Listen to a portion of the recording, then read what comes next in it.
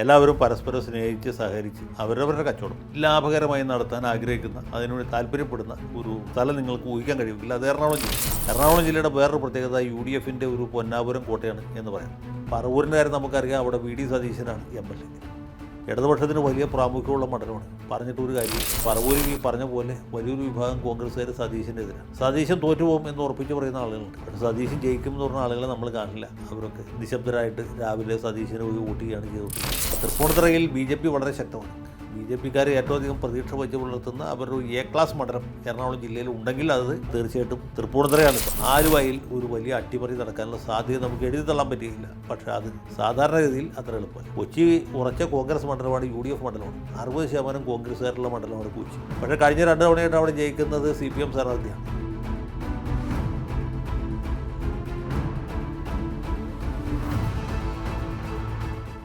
നമ്മൾ എറണാകുളം ജില്ലയുടെ വിവിധ മുന്നണികളുടെയും BJPയുടെ ഒരു ജയാപജയ സാധ്യതകളെക്കുറിച്ചാണ് ഇവിടെ ചർച്ച ചെയ്യാൻ ഉദ്ദേശിക്കുന്നത്. എറണാകുളം ജില്ല കേരളത്തിൽ തന്നെ ഏറ്റവും അധികം വോട്ടർമാരുള്ള, ഏറ്റവും അധികം നിയോജക മണ്ഡലങ്ങളുള്ള ജില്ലകളിലൊന്നാണ്. 14 അസംബ്ലി മണ്ഡലങ്ങളാണ് ഈ ജില്ലയിലുള്ളത്. എറണാകുളം എന്ന് പറയുമ്പോൾ കൊച്ചിയാണ്, കേരളത്തിൻ്റെ വാണിജ്യ തലസ്ഥാനമാണ്. ഇവിടുത്തെ രാഷ്ട്രീയത്തിൻ്റെ ഒരു പ്രത്യേകത പാർട്ടി അടിസ്ഥാനത്തിലോ അല്ലെങ്കിൽ സമുദായ അടിസ്ഥാനത്തിലോ അല്ല, പ്രധാനമായിട്ടും വാണിജ്യ അടിസ്ഥാനത്തിലാണ് രാഷ്ട്രീയം പ്രവർത്തിക്കുന്നത്. എല്ലാം വാങ്ങിയ വില, വിറ്റ വില, ലാഭം, നഷ്ടം, ആ രീതിയിലാണ്. കോൺഗ്രസ്സുകാർക്ക് അവരുടെ കച്ചവടം, മാർക്സിസ്റ്റുകാർക്ക് അവരുടെ കച്ചവടം, BJPക്കാർക്ക് അവരുടെ കച്ചവടം, അങ്ങനെ കച്ചവടാധിഷ്ഠിതമായിട്ടുള്ള രാഷ്ട്രീയമാണ്. അതുകൊണ്ട് വലിയ സംഘർഷങ്ങളോ സംഘടനകളോ ഒന്നും ഈ ജില്ലയിൽ പതിവില്ല. എല്ലാവരും പരസ്പരം സ്നേഹിച്ച് സഹകരിച്ച് അവരവരുടെ കച്ചവടം ലാഭകരമായി നടത്താൻ ആഗ്രഹിക്കുന്ന അതിനുവേണ്ടി താല്പര്യപ്പെടുന്ന ഒരു സ്ഥലം നിങ്ങൾക്ക് ഊഹിക്കാൻ കഴിയില്ല. അത് എറണാകുളം ജില്ലയാണ്. എറണാകുളം ജില്ലയുടെ വേറൊരു പ്രത്യേകത UDFിൻ്റെ ഒരു പൊന്നാപുരം കോട്ടയാണ് എന്ന് പറയാം. വളരെ അപൂർവമായിട്ട് മാത്രമേ LDFന് ഇവിടെ മേൽക്കൈ കിട്ടിയിട്ടുള്ളൂ. 1980 നിയമസഭാ തെരഞ്ഞെടുപ്പിൽ ഇടതുപക്ഷ ജനാധിപത്യ മുന്നണി രൂപീകരിക്കപ്പെട്ടതിന് ശേഷം നടന്ന ആദ്യത്തെ തെരഞ്ഞെടുപ്പിൽ, പിന്നീട് 87 തരംഗത്തിൽ, അത് കഴിഞ്ഞ് 2006 VS തരംഗത്തിൽ, ഈ 3 ഘട്ടങ്ങളിൽ മാത്രമേ ഇവിടെ മാർക്സിസ്റ്റ് പാർട്ടിക്കും അവരുടെ സഖ്യകക്ഷികൾക്കും ഒരു വലിയ മേൽക്കൈ ഉണ്ടായിട്ടുള്ളൂ. അങ്ങനെ ഉള്ളൊരു ജില്ലയാണ്. കോൺഗ്രസ്സിനാണ് പ്രാമുഖ്യം. ഘടകകക്ഷികൾക്ക് കോൺഗ്രസ് 3 സീറ്റാണ് കൊടുത്തിട്ടുള്ളത്. 14ൽ 3 സീറ്റ്. അത് 1 കേരള കോൺഗ്രസ് ജോസഫ് ഗ്രൂപ്പിന് കൊടുത്തിട്ടുള്ള കോതമംഗലം സീറ്റാണ്. 2 ജേക്കബ് ഗ്രൂപ്പിന് കൊടുത്തിട്ടുള്ള പിറവം സീറ്റാണ്. 3 ലീഗിന് കൊടുത്തിട്ടുള്ള കളമശ്ശേരി സീറ്റാണ്. കളമശ്ശേരി ലീഗിന് കൊടുക്കുന്നതിനെതിരായിട്ട് കോൺഗ്രസ് പാർട്ടിക്കകത്ത് വലിയ അഭിപ്രായ വ്യത്യാസമുണ്ട്. എങ്കിലും ഒരു മുന്നണി മര്യാദയുടെ ഭാഗമായിട്ട് അവർ ഈ സീറ്റ് പിടിച്ചു മേടിച്ചു എന്ന് വേണമെങ്കിൽ പറയാം. കളമശ്ശേരിയുടെ പ്രത്യേകത പുതുതായിട്ട് ഈ 2011 രൂപീകരിക്കപ്പെട്ട പുനർവിഭജനത്തിന് ശേഷമുണ്ടായ ഒരു സീറ്റാണ്. അവിടെ നിലവിലുള്ള MLA P. രാജീവാണ്. P. രാജീവ് ഇത്തവണ വീണ്ടും മത്സരിക്കുന്നു. രാജീവ് അരയും തലയും മുറുക്കി സകല സന്നാഹങ്ങളും ഒരുക്കി രംഗത്ത് വന്നിട്ടുണ്ട്. അദ്ദേഹത്തിൻ്റെ എതിരാളി കഴിഞ്ഞ തവണത്തെ ആൾ തന്നെയാണത്. മുൻ മന്ത്രി VK ഇബ്രാഹിം കുഞ്ഞിൻ്റെ മകനാണ് V. അബ്ദുൽ ഗഫൂർ. അപ്പോൾ പഴയ പോരാളികൾ വീണ്ടും ഏറ്റുമുട്ടുന്നു. ലഗ്നാലും ചന്ദ്രാലും രാജീവ് ജയിക്കാനുള്ള സാധ്യത. കാരണം പുള്ളി സകലവിധ അഭ്യാസങ്ങൾ പയറ്റുന്ന ആളാണ്. അബ്ദുൽ ഗഫൂറിന് തീർച്ചയായിട്ടും പിതാവിനോളം ജനസ്വീകാര്യത ജനങ്ങളുടെ ഇടയിലില്ല. മാത്രമല്ല സ്ഥലത്തുള്ള നല്ലവരായ കോൺഗ്രസ്സുകാർ, പ്രത്യേകിച്ച് നേതാക്കന്മാർ മുഴുവനും പുള്ളിക്ക് എതിരാണ്. രാജീവിനാണെങ്കിൽ പല സൗകര്യങ്ങളും ഉണ്ട്. BJPക്കാരുടെ വോട്ടും വലിയ തോതിൽ അദ്ദേഹം തന്നെ കൈവശപ്പെടുത്തും. പിന്നെ ക്രിസ്ത്യൻ സഭകളുമായിട്ടും അദ്ദേഹത്തിന് നല്ല ബന്ധമാണുള്ളത്. തൊഴിലാളി സംഘടനകളിലൊക്കെ പരിപൂർണമായ പിന്തുണ പുള്ളിക്കാണ്. ഇതെല്ലാം പുള്ളിക്ക് അനുകൂലമാണെങ്കിലും അദ്ദേഹത്തിന് എതിരായിട്ടുള്ളത്, ഗഫൂറിന് അനുകൂലമായിട്ടുള്ള ഒരു പ്രധാനപ്പെട്ട ഘടകം എന്ന് പറയുന്നത് പൊതുവേ സംസ്ഥാനത്തും ജില്ലയിലുമുള്ള അതിഭയാനകമായ ഭരണവിരുദ്ധ വികാരമാണ്. ആ ഒറ്റ ഘടകം മാത്രമാണ് രാജീവിന് എതിരായിട്ടുള്ളത്. ബാക്കിയെല്ലാം അനുകൂലമാണ്. ഇടതുപക്ഷത്തിന് അനുകൂലമായ 2 മണ്ഡലങ്ങൾ ഈ ജില്ലയിലുള്ളൂ. നേരത്തെ 4 മണ്ഡലങ്ങളുണ്ടായിരുന്നു. പുനർവിഭജനത്തിന് മുമ്പ് വടക്കേക്കര, പറവൂർ, പള്ളുരുത്തി, തൃപ്പൂണിത്തുറ, ഇങ്ങനെ 4 മണ്ഡലങ്ങളുണ്ടായിരുന്നു. പക്ഷേ പുനർവിഭജനത്തിന് ശേഷം ഉണ്ടായ ഒരു വലിയ അപകടം എന്ന് പറയുന്നത് ഈ വടക്കേക്കര മണ്ഡലവും ഇല്ലാണ്ടായി, പള്ളുരുത്തി മണ്ഡലവും ഇല്ലാതായി. അപ്പോൾ തൃപ്പൂണിത്തുറയുടെയും വടക്കൻ പറവൂരിൻ്റെയും കമ്മ്യൂണിസ്റ്റ് സ്വഭാവം അല്ലെങ്കിൽ ഇടതുപക്ഷ സ്വഭാവം ക്രമാതീതമായിട്ട് വർദ്ധിച്ചു എന്നുള്ളതാണ്. പക്ഷേ പറവൂരിൻ്റെ കാര്യം നമുക്കറിയാം. അവിടെ VD സതീശനാണ് MLA. ഇടതുപക്ഷത്തിന് വലിയ പ്രാമുഖ്യമുള്ള മണ്ഡലമാണ്. പറഞ്ഞിട്ടൊരു കാര്യമില്ല. സതീശനെ തോൽപ്പിക്കുക എളുപ്പമല്ല. പല നേതാക്കന്മാരെയും മാറി പരീക്ഷിച്ചു. പന്നിയൻ രവീന്ദ്രൻ വരെ മത്സരിച്ചു, തോറ്റുപോയി. പിന്നെ സമീപകാലത്തായിട്ട് BDJS-ഉം BJP-യും പറവൂർ മണ്ഡലത്തിൽ വളരെ ശക്തമാണ്. പക്ഷേ അതിൻ്റെ ദുരന്തം ഇടതുപക്ഷത്തിനാണ് നേരിടേണ്ടി വരുന്നത്. സതീശനെ തോൽപ്പിക്കാൻ സാധ്യമല്ല. പറവൂരിൽ ഈ പറഞ്ഞ പോലെ വലിയൊരു വിഭാഗം കോൺഗ്രസ്സുകാർ സതീശൻ്റെ എതിരാണ്. സതീശൻ തോറ്റുപോകും എന്ന് ഉറപ്പിച്ച് പറയുന്ന ആളുകളുണ്ട്. പക്ഷേ സതീശൻ ജയിക്കുമെന്ന് പറഞ്ഞ ആളുകളെ നമ്മൾ കാണില്ല. അവരൊക്കെ നിശബ്ദരായിട്ട് രാവിലെ സതീശനെ പോയി വോട്ട് ചെയ്യുകയാണ് ചെയ്തുകൊണ്ടിരിക്കുന്നത്. ഇത്തവണ CPI സ്വന്തം സ്ഥാനാർത്ഥിയെ നിർത്തുമോ അതോ പൊതു സ്വതന്ത്രം നിർത്തുമോ എന്ന കാര്യത്തിൽ വ്യക്തതയില്ല. പക്ഷേ സതീശനെ തോൽപ്പിക്കുക എന്നുള്ളത് ഏതാണ്ട് വളരെ വളരെ ബുദ്ധിമുട്ടുള്ള കാര്യമാണ്. പിന്നെ ഇടതുപക്ഷത്തിന് അനുകൂലമായ മറ്റൊരു മണ്ഡലം എന്ന് പറഞ്ഞാൽ തൃപ്പൂണിത്തുറയാണ്. തൃപ്പൂണിത്തുറ ഈ പറഞ്ഞ പോലെ K. ബാബു വളരെ കാലമായിട്ട് കൈവശം വെച്ചിരുന്ന സീറ്റാണ്. 2016 അവിടെ M. സ്വരാജ് ഒരു അട്ടിമറി വിജയം നേടി. പക്ഷേ വീണ്ടും 21 ബാബു ആ സീറ്റ് പിടിച്ചെടുത്തു. സ്വരാജിനെ തോൽപ്പിച്ച സത്യത്തിൽ സ്വരാജ് തന്നെയാണ്, അല്ലാതെ ബാബു അല്ല. പിന്നെ ശബരിമല അയ്യപ്പൻ്റെ വലിയൊരു പിന്തുണയും ബാബുവിനുണ്ടായിരുന്നു. ഇത്തവണത്തെ പ്രത്യേകത വെച്ചാൽ ബാബു മത്സരിക്കുന്നില്ല എന്നുള്ളതാണ്. അപ്പോൾ കോൺഗ്രസ് പുതിയൊരു സ്ഥാനാർത്ഥിയെ കണ്ടെത്തേണ്ടി വരും. പിന്നെ സാമുദായികമായ സന്തുലനം ഉറപ്പാക്കാൻ വേണ്ടി അവിടെ ഈഴവ സമുദായത്തിൽപ്പെട്ട ഒരാളെ നിർത്താൻ കോൺഗ്രസ് നിർബന്ധിതമാകും. മിക്കവാറും ആലപ്പുഴയിൽ നിന്ന് M. ലിജു ആയിരിക്കും തൃപ്പൂണിത്തുറയിൽ സ്ഥാനാർത്ഥിയായിട്ട് വരുന്നതെന്ന് കേൾക്കുന്നു. നമുക്ക് ഉറപ്പില്ല. അതും ഇനി അജയ് തറയിലിനെ വെച്ച് ഒരു പരീക്ഷണം നടത്തുമോ എന്നും വ്യക്തമല്ല. ഏതായാലും ലിജു നല്ലൊരു സ്ഥാനാർത്ഥിയാണ്. കഴിഞ്ഞ 3 തവണ നിയമസഭാ തെരഞ്ഞെടുപ്പിൽ തോറ്റു എന്നുള്ളതുകൊണ്ട് ലിജു മോശക്കാരനാണ് എന്നെനിക്ക് അഭിപ്രായമില്ല. CPM-നെ സംബന്ധിച്ചുള്ള ഒരു പുതിയ സ്ഥാനാർത്ഥി അനിവാര്യമാണ്. നേരത്തെ കൊച്ചി മേയറായിരുന്ന M. അനിൽകുമാറിൻ്റെ പേരൊക്കെയാണ് കേട്ടിരുന്നത്. ഇപ്പോൾ കേൾക്കുന്നത് വൈപ്പിനിൽ MLA ആയിരിക്കുന്ന KN ഉണ്ണികൃഷ്ണനെ പാർട്ടി തൃപ്പൂണിത്തുറയ്ക്ക് മാറ്റുകയാണ് എന്നുള്ളതാണ്. കാരണം വൈപ്പിനിൽ ഇദ്ദേഹത്തെക്കുറിച്ച് വലിയ പരാതികളാണ് ഉള്ളത്. സ്ഥാനാർത്ഥി വരുമ്പോൾ വോട്ടർമാർ മുറ്റത്തിറങ്ങിയെന്ന് സ്വീകരിക്കണം എന്നാണ് വൈപ്പിനിലെ ആളുകൾ പറയുന്നത്. അപ്പോൾ തൃപ്പൂണിത്തുറയിലെ വോട്ടർമാർ ഇദ്ദേഹത്തെ മുറ്റത്തിറങ്ങിയെന്ന് സ്വീകരിക്കുമോ അതോ വൈപ്പിൻകരക്കാരുടെ താക്കീത് വയ്ക്കാതെ ഇദ്ദേഹത്തെ വീട്ടിൻ്റെ അകത്ത് കയറ്റൂ എന്നറിയില്ല. അദ്ദേഹത്തെ നിയമസഭയ്ക്ക് അയക്കൂ എന്നും അറിയില്ല. തൃപ്പൂണിത്തുറയിൽ BJP വളരെ ശക്തമാണ്. BJPക്കാർ ഏറ്റവും അധികം പ്രതീക്ഷ വെച്ച് പുലർത്തുന്ന അവരുടെ ഒരു A ക്ലാസ് മണ്ഡലം എറണാകുളം ജില്ലയിൽ ഉണ്ടെങ്കിൽ അത് തീർച്ചയായിട്ടും തൃപ്പൂണിത്തുറയാണ്. പക്ഷേ വലിയ അത്ഭുതങ്ങളൊന്നും പ്രതീക്ഷിക്കേണ്ടതില്ല. ജാമ്യസംഖ്യ തിരിച്ചു പിടിക്കാനോ ഒരു പക്ഷേ 2ാം സ്ഥാനത്ത് എത്താനോ കഴിഞ്ഞാൽ പോലും BJP സംബന്ധിച്ചുള്ള അത് വലിയ നേട്ടമായിരിക്കും. പിന്നെ ബാക്കി മണ്ഡലങ്ങളൊക്കെ മിക്കവാറും കോൺഗ്രസിൻ്റെ പൊന്നാപുരം കോട്ടകളാണ്. അങ്കമാലി അവിടെ റോജി M. ജോൺ ശക്തനായി നിൽക്കുന്നു. സാധാരണഗതിയിൽ അദ്ദേഹത്തെ തോൽപ്പിക്കാൻ ബുദ്ധിമുട്ടാണ്. റോജി വളരെ സൗമ്യനായ സുസ്മേരവദനായ സൽഗുണസമ്പന്നനായ ഒരു ചെറുപ്പക്കാരനാണ്. അദ്ദേഹത്തെക്കുറിച്ച് ഒരാക്ഷേപം ഒരാൾക്കും പറയാനില്ല. അദ്ദേഹം കുറച്ചധികം മര്യാദക്കാരനാണ് എന്നൊരു ദോഷം വേണമെങ്കിൽ പറയാം എന്ന് മാത്രമേ ഉള്ളൂ.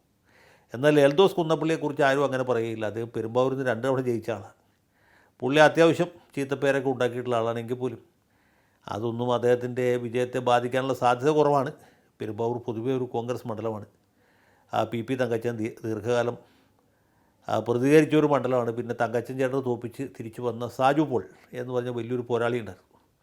3 തവണ അദ്ദേഹം മാർക്സിസ്റ്റ് സ്ഥാനാർത്ഥിയായിട്ട് പെരുമ്പാവൂരിൽ ജയിച്ചു. അദ്ദേഹം ഈ പറഞ്ഞ പോലെ യോഗ്യനായിട്ടുള്ള ഒരാളാണ്. തറവാട്ടുകാരനാണ്. പഴയ ഒരു MLA-യുടെ മകനാണ്. സുറിയാനി യാക്കോബായ സഭക്കാരനാണ്. അങ്ങനെ എണ്ണി പറയാൻ 9 ഗുണങ്ങളും തികഞ്ഞ ആളാണ്. പക്ഷേ കുന്നപ്പള്ളിയുടെ അടുത്ത് തോറ്റുപോയി എന്ന് മാത്രമേ ഉള്ളൂ.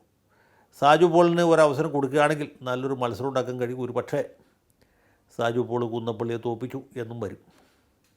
പെരുമ്പാവൂരെ CPM-ന് നിർത്താൻ പറ്റിയ ഏറ്റവും നല്ല സ്ഥാനാർത്ഥി സാജു പോൾ തന്നെയാണ്, യാതൊരു സംശയമില്ല. അദ്ദേഹത്തെ പാർട്ടി മത്സരിപ്പിക്കുമോ അതോ ശരിയായ സമയത്ത് തെറ്റായ തീരുമാനമെടുത്ത് വേറെ ആരെങ്കിലും കൊണ്ടുവരുമോ അതോ വീണ്ടും മാണി ഗ്രൂപ്പിന് സീറ്റ് വിട്ടുകൊടുക്കുമോ എന്നും അറിയില്ല. ഒരു പക്ഷേ അങ്കമാലി സീറ്റ് മാണി ഗ്രൂപ്പിന് കൊടുക്കാനുള്ള സാധ്യതയുണ്ട് എന്ന് കേൾക്കുന്നു. അടുത്ത മണ്ഡലം എന്ന് പറയുന്ന ആലുവയാണ്. അത് എൻ്റെ വീട്ടിലിരിക്കുന്ന മണ്ഡലമാണ് ആലുവ. ആലുവ കോൺഗ്രസിൻ്റെ ഒരു വലിയ കോട്ടയാണ്. ഏത് കാലത്തും കോൺഗ്രസിൻ്റെ കോട്ടയാണ്. ഞങ്ങളൊക്കെ പണ്ട് വടക്കേക്കര മണ്ഡലത്തിലാണ് ഉണ്ടായിരുന്നത്. ആലുവയുടെ പ്രഗത്ഭനായ MLA അൻവർ സാദത്താണ്. അൻവർ സാദത്ത് വലിയ പണ്ഡിതനും ചിന്തകനും തത്വജ്ഞാനിയൊന്നും അല്ലെങ്കിലും ജനങ്ങളുമായിട്ട് ഇടപെടാൻ അദ്ദേഹത്തിന് അറിയാം. അതാണ് അദ്ദേഹത്തിൻ്റെ ഏറ്റവും വലിയ ഗുണം. അദ്ദേഹം ജാതി മത രാഷ്ട്രീയ ഭേദമന്യേ എല്ലാവരോടും സ്നേഹത്തിലും സൗഹാർദ്ദത്തിലും സാഹോദര്യത്തിലും പ്രവർത്തിക്കുന്ന ഒരാളാണ്. അതുകൊണ്ട് തന്നെ അദ്ദേഹത്തെ തോൽപ്പിക്കാൻ അത്ര എളുപ്പമല്ല. കോൺഗ്രസ്സിൽ അദ്ദേഹത്തിന് ഒരുപാട് വിരോധികളുണ്ട്.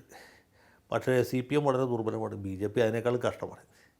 അപ്പോൾ അതുകൊണ്ട് സാധാരണയിൽ അദ്ദേഹത്തെ തോൽപ്പിക്കാൻ എളുപ്പമല്ല. അവിടെ CPM-ൻ്റെ സ്ഥാനാർത്ഥിയായിട്ട് വരുന്നത് പണ്ട് കോൺഗ്രസ്സുകാരനായിരുന്ന പിന്നീട് BJP-യിലേക്ക് പോയ ഇപ്പോൾ CPM-ൽ എത്തി നിൽക്കുന്ന എൻ്റെ സഹപാഠി കൂടിയായിട്ടുള്ള AK നസീറാണ്.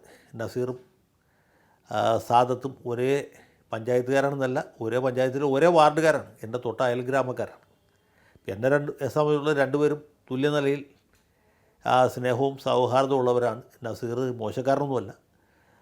നല്ലൊരു ഫൈറ്റ് കൊടുക്കാൻ അദ്ദേഹത്തിന് സാധിക്കും. പിന്നെ എല്ലാ വിരോധികളും എല്ലാ രാഷ്ട്രീയ എതിരാളികളും ഒറ്റക്കെട്ടായിട്ട് സാധനത്തിനെതിരായിട്ട് തിരിയുകയാണെങ്കിൽ ആലുവയിൽ ഒരു വലിയ അട്ടിമറി നടക്കാനുള്ള സാധ്യത നമുക്ക് എഴുതി തള്ളാൻ പറ്റുകയില്ല. പക്ഷേ അത് സാധാരണഗതിയിൽ അത്ര എളുപ്പമല്ല. പിന്നെ അടുത്ത സീറ്റ് എന്ന് പറയുന്നത് കളമശ്ശേരി നമ്മൾ പറഞ്ഞു കഴിഞ്ഞു. പിന്നെ വടക്കൻ പറവൂർ പറഞ്ഞു കഴിഞ്ഞു. വൈപ്പിൻ സീറ്റാണ്. വൈപ്പിനെ സംബന്ധിച്ചിടത്തോളം പറഞ്ഞാൽ അതൊരു കോൺഗ്രസ് സീറ്റാണ്. പണ്ട് ഞാറക്കലായിരുന്നു, ഇപ്പോൾ വൈപ്പിനായി. ഞാറക്കലായിരുന്ന കാലത്ത് തന്നെ പണ്ട് KC അബ്രഹാം മാസ്റ്ററൊക്കെ വിജയിച്ചിട്ടുള്ളതാണ്. പിന്നീട് MA കുട്ടപ്പൻ ദീർഘകാലം ഈ മണ്ഡലത്തെ പ്രതികരിച്ചു. ഇടക്കാലത്ത് PK വേലായുധനുണ്ടായിരുന്നു. അങ്ങനെ കോൺഗ്രസ്സിന് വലിയ പ്രാമുഖ്യമുള്ള ഒരു സ്ഥലമാണ് വൈപ്പിൻ. പക്ഷേ പിന്നീട് S ശർമ്മ മത്സരിച്ചപ്പോൾ അദ്ദേഹത്തിന് ജാതിമത പാർട്ടി ഭേദമന്യേ ജനങ്ങളുടെ ഇടയിൽ വലിയ സ്വീകാര്യതയുണ്ടായിരുന്നു. 2 തവണ ശർമ്മ ജയിച്ചു. പിന്നീട് കഴിഞ്ഞ തവണ KN ഉണ്ണികൃഷ്ണൻ ജയിച്ചു. ഉണ്ണികൃഷ്ണനെക്കുറിച്ച് പരാതി മാത്രമേ ഉള്ളൂ. ശർമ്മയുടെ യാതൊരു ക്വാളിറ്റിയും ഉണ്ണികൃഷ്ണൻ ഇല്ല എന്നുള്ളതാണ് വൈപ്പിൻകരക്കാർക്ക് പൊതുവിലും മാർക്സിസ്റ്റുകാർക്ക് പ്രത്യേകിച്ചും ഉള്ള ഒരു പരാതി. അതുകൊണ്ടാണ് ഉണ്ണി സഖാവിനെ തൃപ്പൂണിത്തുറയ്ക്ക് മാറ്റി വൈപ്പിനിൽ ഒരു വനിതാ സ്ഥാനാർത്ഥിയെ അവതരിപ്പിക്കാനായിട്ട് പാർട്ടി തീരുമാനിച്ചിട്ടുള്ളത് എന്ന് കേൾക്കും. ജനാധിപത്യ മഹിളാ അസോസിയേഷൻ്റെ ജില്ലാ സെക്രട്ടറി ഷൈനി എന്ന പേരുള്ള ഒരു സഖാവാണത്രേ വൈപ്പിനിൽ മത്സരിക്കുന്നത്. കൃത്യം അറിയില്ല, സ്ഥാനാർത്ഥിപ്പട്ടിക പ്രസിദ്ധീകരിച്ചിട്ടില്ല. പക്ഷേ അത്ര എളുപ്പമല്ല വൈപ്പിൻകര ജയിക്കാനായിട്ട്. പോരാത്തതിന് ഭരണവിരുദ്ധ വികാരം വളരെ ശക്തമാണ്. കോൺഗ്രസ് സ്ഥാനാർത്ഥി ആരാണെന്ന് വ്യക്തമായിട്ടില്ല. കൊച്ചി സീറ്റിൽ DCC പ്രസിഡന്റ് മുഹമ്മദ് ഷിയാസാണ് മത്സരിക്കുന്നതെങ്കിൽ വൈപ്പിനിൽ ഒരു ലത്തീൻ കത്തോലിക്കനായിരിക്കും സ്ഥാനാർത്ഥിയായിട്ട് വരിക എന്ന് കേൾക്കുന്നുണ്ട്. കോൺഗ്രസ്സിൽ എപ്പോഴും ഈ ജാതിമതാടിസ്ഥാനത്തിലുള്ള സ്ഥാനാർത്ഥികളെ തീരുമാനിക്കുക. അതുകൊണ്ട് ആ കാര്യത്തിൽ വ്യക്തതയില്ല. ലത്തീൻ കത്തോലിക്കനായിരിക്കും, ധീവരനായിരിക്കും, ഈഴവനായിരിക്കും എന്നുള്ളത് പടച്ചവന് മാത്രമേ അറിയാവൂ. ഏതായാലും ഒരു സ്ഥാനാർത്ഥി ഉണ്ടാവും, ചിഹ്നം കൈപ്പത്തിയായിരിക്കും എന്ന് മാത്രമേ നമുക്ക് ഈ ഘട്ടത്തിൽ പറയാൻ പറ്റുള്ളൂ. കായലിനക്കരയ്ക്ക് പോയി കഴിഞ്ഞാൽ കൊച്ചി മണ്ഡലമുണ്ട്. കൊച്ചി ഉറച്ച കോൺഗ്രസ് മണ്ഡലമാണ്, UDF മണ്ഡലമാണ്. 60% കോൺഗ്രസ്സുകാരുള്ള മണ്ഡലമാണ് കൊച്ചി. പക്ഷേ കഴിഞ്ഞ 2 തവണയായിട്ട് അവിടെ ജയിക്കുന്നത് CPM സ്ഥാനാർത്ഥിയാണ്, KJ മാക്സി. ഈ മാക്സി വന്ന കാലത്തുള്ള ഇമേജ് അല്ല അദ്ദേഹത്തിന് ഇപ്പോൾ ഉള്ളത്. പുള്ളി ഇപ്പോൾ വളരെ ജനകീയനാണ്. കൊച്ചിയിൽ ഏത് മീറ്റിങ്ങിലും മാക്സി സഖാവിനെ കാണാം. പുള്ളി ജനകീയനാണെന്ന് മാത്രമല്ല, കോൺഗ്രസ്സുകാരായിട്ടും മറ്റെല്ലാ പാർട്ടിക്കാരായിട്ടും സഹവർത്തിത്വത്തിൽ കഴിയുന്ന ആളാണ്. അപ്പോൾ അതുകൊണ്ട് അദ്ദേഹം ഒരിക്കൽ കൂടി ജയിച്ചാലും നമുക്ക് അത്ഭുതം പറയാൻ പറ്റുകയില്ല. അത് CPMൻ്റെ ജയമല്ല, മാക്സിയുടെ വ്യക്തിപരമായ ജയമായിരിക്കും. എതിരാളി ആരാണെന്നുള്ളത് ഇപ്പോഴും വ്യക്തമല്ല. കോൺഗ്രസ്സുകാർ ലീഗിൻ്റെ പടലേക്ക് വെച്ച് കെട്ടാൻ ശ്രമിച്ച സീറ്റാണ് കൊച്ചി. പക്ഷേ അവർ സ്വീകരിച്ചില്ല. അപ്പോൾ കോൺഗ്രസ്സുകാരനായിരിക്കും സ്ഥാനാർത്ഥി. ഒന്നുകിൽ ലത്തീൻ കത്തോലിക്കനായിരിക്കും, അല്ലെങ്കിൽ മുസ്ലിം ആയിരിക്കും. മുസ്ലിം ആണെങ്കിൽ, മുസ്ലിം എന്നുള്ളതിനേക്കാൾ ഉപരി DCC പ്രസിഡന്റ് മുഹമ്മദ് ഷിയാസ്, അദ്ദേഹം കളമശ്ശേരിയിൽ മത്സരിക്കേണ്ടിയിരുന്ന ആളാണ്. കളമശ്ശേരിയിൽ മത്സരിച്ചെങ്കിൽ സുനിശ്ചിതമായിട്ടും ജയിക്കാമായിരുന്നു. പക്ഷേ കൊച്ചിയെ സംബന്ധിച്ച് നമുക്ക് അങ്ങനെ ഉറപ്പ് പറയാൻ പറ്റില്ല. പ്രത്യേകിച്ചും കൊച്ചി മെത്രാൻ മാർ ജോസഫ് കരിയിലാണ്. കരിയിൽ പിതാവ് കൊച്ചിയിൽ ഒരു ലത്തീൻ കത്തോലിക്കിനെ തന്നെ മത്സരിപ്പിക്കണം എന്ന ശാഠ്യത്തിലാണ്. അപ്പോൾ കോൺഗ്രസ് ഹൈക്കമാൻഡ് എന്ത് തീരുമാനിക്കും, ലോ കമാൻഡ് എന്ത് തീരുമാനിക്കും, നോ കമാൻഡ് എന്ത് തീരുമാനിക്കും എന്ന് പറയാനായിട്ടില്ല. കൊച്ചിയിൽ മാക്സി ശക്തമായി നിൽക്കുന്നു. എതിരാളി ആരാണ് എന്നുള്ളതിനെ ആശ്രയിച്ചാണ് ജയാപജയ സാധ്യത. തൃപ്പൂണിത്തുറയുടെ കാര്യം പറഞ്ഞു, പിറവത്തിൻ്റെ കാര്യം പറഞ്ഞു. ഇനി ബാക്കിയുള്ള ഒരു സീറ്റ് എന്ന് പറഞ്ഞാൽ എറണാകുളമാണ്. എറണാകുളത്ത് സാധാരണഗതിയിൽ എങ്ങനെ നോക്കിയാലും UDF ജയിക്കേണ്ട, കോൺഗ്രസ് ജയിക്കേണ്ട സീറ്റാണ്. 1967 മറ്റുമൊക്കെയാണ് പോലും അവിടെ കോൺഗ്രസ്സുകാരാണ് ജയിച്ചിട്ടുള്ളത്. അങ്ങനെയുള്ള സീറ്റാണ് എറണാകുളം. എറണാകുളത്ത് സിറ്റിംഗ് MLA TJ വിനോദാണ്. വിനോദ് വളരെ സൗമ്യനാണ്. നേരത്തെ ഡെപ്യൂട്ടി മേയറായിരുന്ന ആളാണ്. ലത്തീൻ കത്തോലിക്കനാണ്. ആർക്ക് ദോഷമൊന്നും പറയാവുന്ന ആളല്ല. പക്ഷേ അദ്ദേഹത്തിന് എതിരാളിയായിട്ട് സാധാരണക്കാരനായ ഒരു സ്ഥാനാർത്ഥി മത്സരിച്ചാൽ നിലം തൊടുകയില്ല. പക്ഷേ എതിരാളിയായിട്ട് വരുന്നത് പ്രൊഫസർ KV തോമസാണ് എന്ന് ശക്തമായിട്ട് കേൾക്കും. തോമസ് മാഷാണെങ്കിൽ വില്ലാളി വീരനാണ്. വില്ലാളി വീരൻ വീരമണികണ്ഠനാണ്. പുള്ളിയുടെ കയ്യിലില്ലാത്ത അടവോ അഭ്യാസമോ ബാക്കിയില്ല. പുള്ളി നേരത്തെ ഇവിടെ 2 തവണ MLA ആയിട്ട് ജയിച്ചിട്ടുള്ള ആളാണ്. അപ്പോൾ അദ്ദേഹം സ്ഥാനാർത്ഥിയായിട്ട് വരികയാണെങ്കിൽ എന്ത് സംഭവിക്കും എന്ന് പറയാൻ ഞാൻ ആളല്ല. തോമസ് മാഷ് അല്ലാതെ വേറെ ആര് മത്സരിച്ചാലും വിനോദിന് ജയം സുനിശ്ചിതമാണെന്ന് മാത്രമല്ല, വളരെ അനായാസവും കൂടിയായിരിക്കും. എറണാകുളത്തിന് തൊട്ടപ്പുറത്തുള്ള മണ്ഡലം UDFൻ്റെ ഉറച്ച കോട്ടയാണ്. അത് തൃക്കാക്കരയാണ്. തൃക്കാക്കരയിൽ നേരത്തെ ബെന്നി ബഹന ജയിച്ചു. അത് ഈ പറഞ്ഞ പോലെ 2011 പുനർനിർണയത്തിലുണ്ടായ ഒരു മണ്ഡലമാണ്. തൃക്കാക്കര മണ്ഡലത്തിൽ UDFനാണ് മേൽക്കോയ്മ, കോൺഗ്രസിനാണ് മേൽക്കൈ. അവിടെ PT തോമസ് 2 തവണ ജയിച്ചു. തോമസിൻ്റെ സഹധർമ്മിണി ഉമ തോമസാണ് ഇത്തവണ സ്ഥാനാർത്ഥി. ഈ ഉമ തോമസിനെ അവിടെ നിന്ന് ഡിസ്പ്ലേസ് ചെയ്തിട്ട് തൃപ്പൂണിത്തുറയിൽ മത്സരിക്കാൻ സന്നദ്ധരായ ഒരുപാട് സ്ഥാനാർത്ഥികളുണ്ട്, ഒരുപാട് സ്ഥാനമോഹികളുണ്ട്. പക്ഷേ പാർട്ടി സിറ്റിംഗ് എം എൽ എമാർക്ക് എല്ലാവർക്കും സീറ്റ് കൊടുക്കാൻ തീരുമാനിച്ച കൂട്ടത്തിൽ ഉമാ തോമസിന് സീറ്റ് കിട്ടി. ഉമാ തോമസ് തന്നെ ജയിക്കാനാണ് സാധ്യത. രണ്ട് കാരണമുണ്ട്. ഒന്നാമത് കോൺഗ്രസ് മണ്ഡലമാണ്, രണ്ടാമത് പി ടിയുടെ സഹധർമ്മിണിയാണ്, മൂന്നാമത് ഉമാ തോമസിനോട് ആർക്കും പ്രത്യേകിച്ച് വിരോധമോ വൈരാഗ്യമൊന്നുമില്ല. നാലാമത് സി പി എമ്മിന് ശക്തരായ സ്ഥാനാർത്ഥികൾ നിർത്താനും കിട്ടാൻ ബുദ്ധിമുട്ടാണ്. മെഡിക്കൽ ട്രസ്റ്റ് ആശുപത്രിയിലോ ലിസി ആശുപത്രിയിലോ ലൂർദ് ആശുപത്രിയിലോ ഏതെങ്കിലും ഡോക്ടറായിരിക്കും അവസാനം സ്വതന്ത്ര വേഷം കെട്ടിച്ച് നിർത്തുക എന്ന് ഞാൻ വിചാരിക്കും. ആര് തന്നെയായാലും ആ ഹതഭാഗ്യന് ആ ദൈവാനുഗ്രഹം ഉണ്ടാകട്ടെ എന്ന് മാത്രം പ്രാർത്ഥിക്കും.